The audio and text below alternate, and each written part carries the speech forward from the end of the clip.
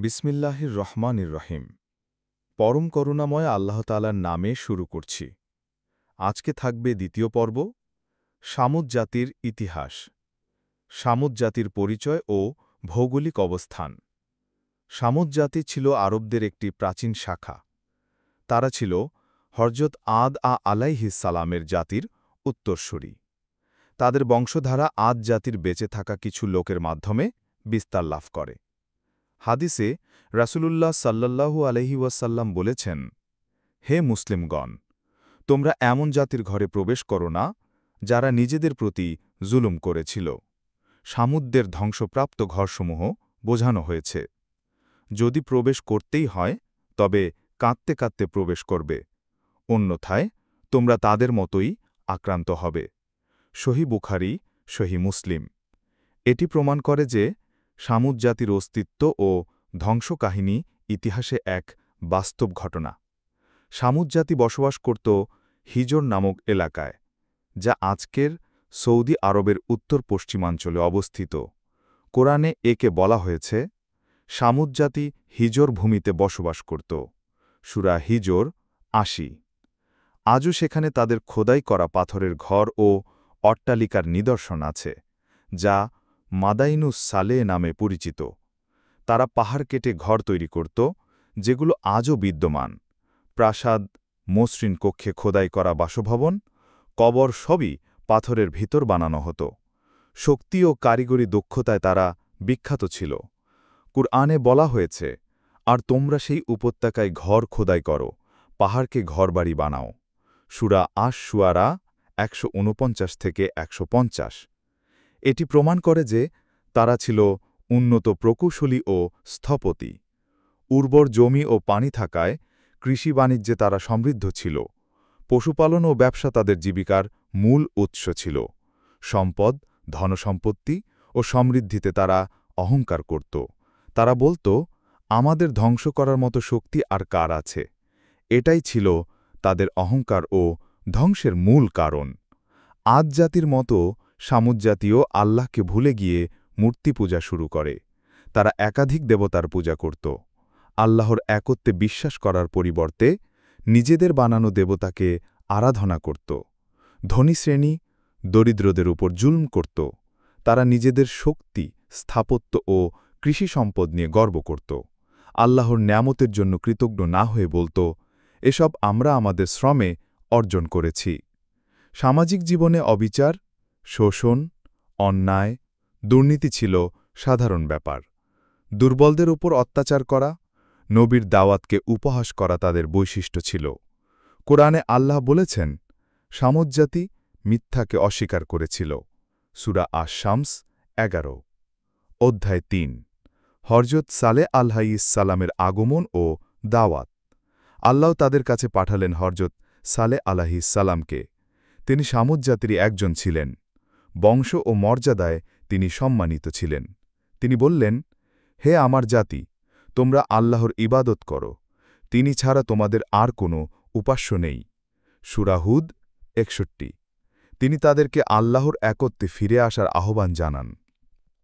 সালেহ আলাইহিস সালাম তাদের বললেন, আল্লাহ তোমাদের এই ভূমি দিয়েছেন, পাহাড় কেটে ঘর বানানোর শক্তি দিয়েছেন, কৃষি, পানি, পশুপালন দিয়েছেন।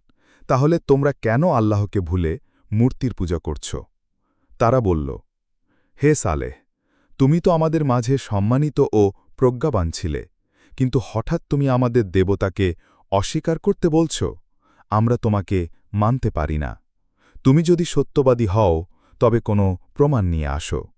এভাবেই তারা দাওয়াত প্রত্যাখ্যান করল। আল্লাহর নিদর্শন, উটনীর আবির্ভাব। হযরত সালেহ আলাইহিস সালামের দাওয়াত তারা অস্বীকার করে বলল, তুমি যদি সত্য নবী হও তবে আমাদের জন্য এমন এক নিদর্শন বের করো যা আমরা দেখতে পাব। তারা শর্ত রাখল, পাহাড় থেকে একটি বড় উটনী বের হতে হবে। সেই উটনী যেন সাধারণ প্রাণীর মতো না হয়ে বিশেষ বৈশিষ্ট্য সম্পন্ন হয়। আল্লাহ তাদের চ্যালেঞ্জের জবাবে এক বিশাল গর্ভবতী উটনী পাহাড় ফুঁড়ে বের করে দিলেন। এটি কোনো সাধারণ প্রাণী ছিল না, বরং আল্লাহর পক্ষ থেকে একটি মুজিজা। কোরআনে এই উটনীর কথা বারবার এসেছে। এটি আল্লাহর উটনী। তোমাদের জন্য নিদর্শন স্বরূপ। আলাইহিস সালাম বললেন, সূরা হুদ এই উটনীকে কষ্ট দিও না, হত্যা করো না। পানি ভাগাভাগি হবে, একদিন উটনী পানি পান করবে, আরেক দিন তোমাদের পশুরা। উটনী প্রচুর দুধ দিত, যা পুরো জাতির জন্য যথেষ্ট ছিল। এটি ছিল এক সুস্পষ্ট পরীক্ষা। যারা সত্য গ্রহণ করেছিল তারা উটনীকে আল্লাহর নিদর্শন হিসাবে মান্য করল। তারা দুধ পান করত এবং আনন্দিত হতো। তারা বলল, এটি এক জাদু ছাড়া কিছু নয়। উটনী তাদের অহংকারের কাঁটা হয়ে দাঁড়াল। তারা পরিকল্পনা শুরু করল কিভাবে উটনীকে হত্যা করা যায়। সামুদ জাতির বিদ্রোহ ও উটনীর হত্যা। কাফির নেতারা একত্র হয়ে বলল, আমরা যদি এই উটনীকে হত্যা করি তবে সলেহ আলাইহিস সালামের দাওয়াত শেষ হয়ে যাবে। আমাদের দেবতারা রক্ষা করবে। তারা ৯ জন দুষ্টু লোককে দায়িত্ব দিল। কোরআনে বলা হয়েছে, তাদের শহরে ছিল ৯ জন ব্যক্তি যারা দেশে বিপর্যয় সৃষ্টি করত এবং সংশোধন করত না। সূরা নামল ৪৮। এই ৯ জন ব্যক্তি একত্র হয়ে উটনীকে হত্যা করল। প্রথমে তার পা কেটে দেয়, পরে হত্যা করে ফেলে দেয়।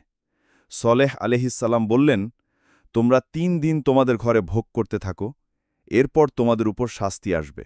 সূরা হুদ ৬৫। তিনি স্পষ্ট জানিয়ে দিলেন যে উটনী হত্যার পর আল্লাহর শাস্তি অনিবার্য। তারা উল্টো উপহাস করে বলল, হে সলেহ, তুমি তো বলেছিলে শাস্তি আসবে, আনো তো দেখি।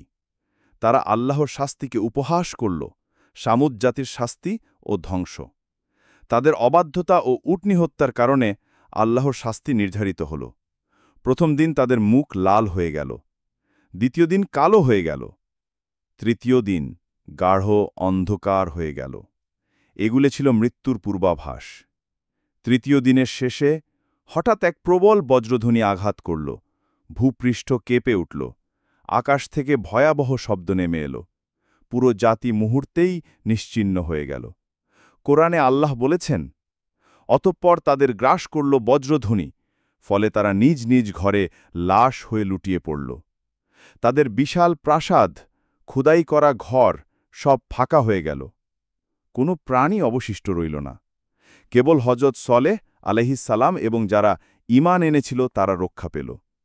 সলেহ আলাইহিস সালাম ধ্বংসপ্রাপ্ত জাতিকে উদ্দেশ্য করে বললেন, হে আমার জাতি, আমি তো তোমাদেরকে আমার রবের বার্তা পৌঁছে দিয়েছিলাম, কিন্তু তোমরা উপদেশ গ্রহণ করতে চাওনি।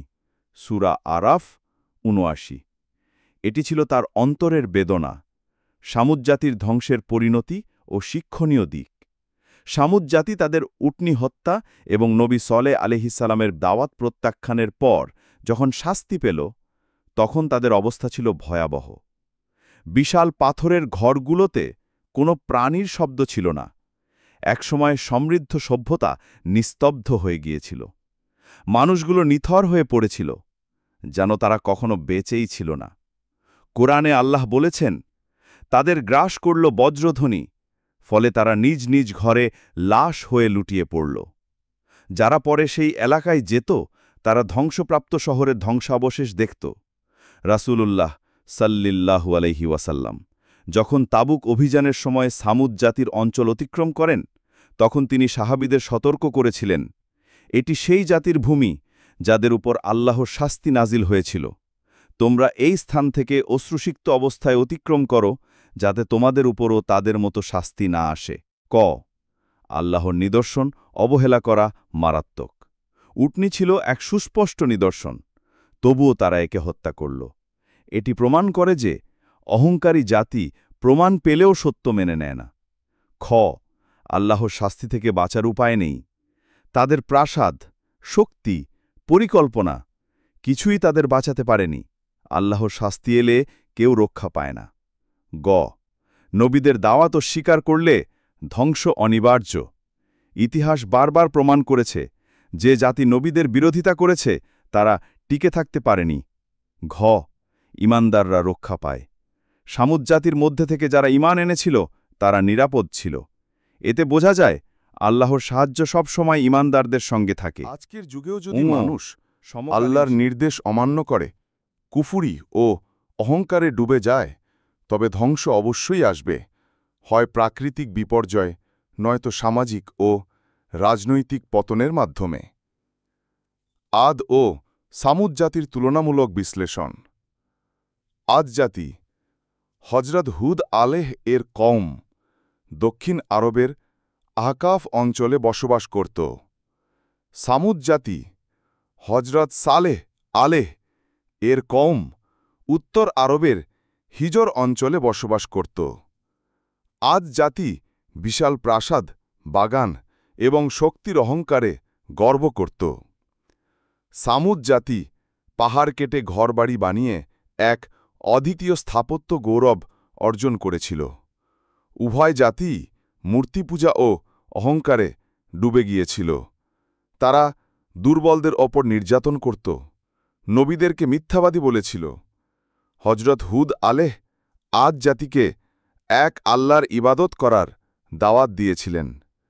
হজরত সালেহ আলেহ সামুদ জাতিকে তাওহীদের দিকে আহ্বান করেছিলেন। উভয় নবী জাতির কাছে ধৈর্য সহকারে যুক্তি ও উপদেশ পৌঁছে দিয়েছিলেন। আদ জাতিকে খরা ও কালো মেঘ দিয়ে সতর্ক করা হয়েছিল। সামুদ জাতির জন্য উটনীকে এক অলৌকিক নিদর্শন হিসাবে পাঠানো হয়েছিল।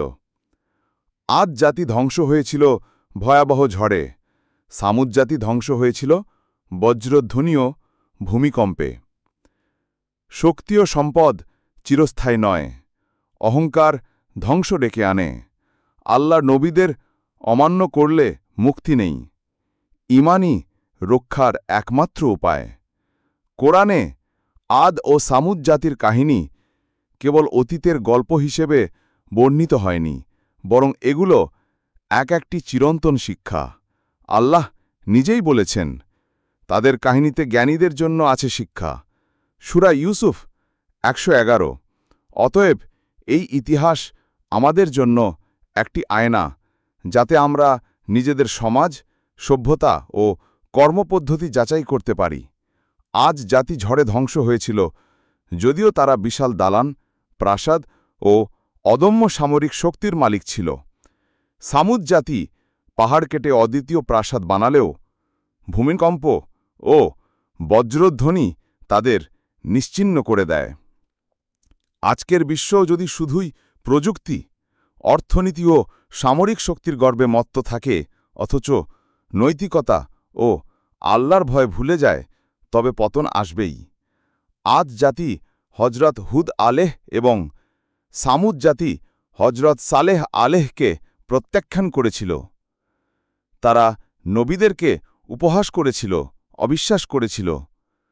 ফলাফল হল অবশ্যম্ভাবী ধ্বংস। যে জাতি সত্যের দাওয়াত উপেক্ষা করে, তারা আল্লাহর সাহায্য থেকে বঞ্চিত হয়। আদ জাতির জন্য খরা ও কালো মেঘ সতর্ক বার্তা ছিল। সামুদ জাতির জন্য অলৌকিক উটনী ছিল স্পষ্ট নিদর্শন। তবুও তারা অবাধ্য হয়েছিল। আধুনিক যুগেও প্রাকৃতিক দুর্যোগ, মহামারী, যুদ্ধ ইত্যাদি অনেক সময় মানুষের অবাধ্যতার পরিণতি, কিন্তু মানুষ সেগুলো থেকে শিক্ষা নেয় না। আদ ও সামুদ জাতির ইতিহাসে দেখা যায়, যারা নবীদের প্রতি ঈমান এনেছিল, তারা শাস্তি থেকে নিরাপদ ছিল।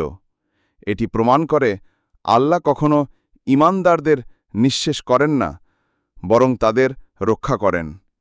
আজ আমরা এক বিশ্বায়িত সভ্যতায় বাস করছি। আমাদের আছে মহাকাশ অভিযান, কৃত্রিম বুদ্ধিমত্তা, বিশাল অট্টালিকা ও প্রযুক্তিগত উন্নতি।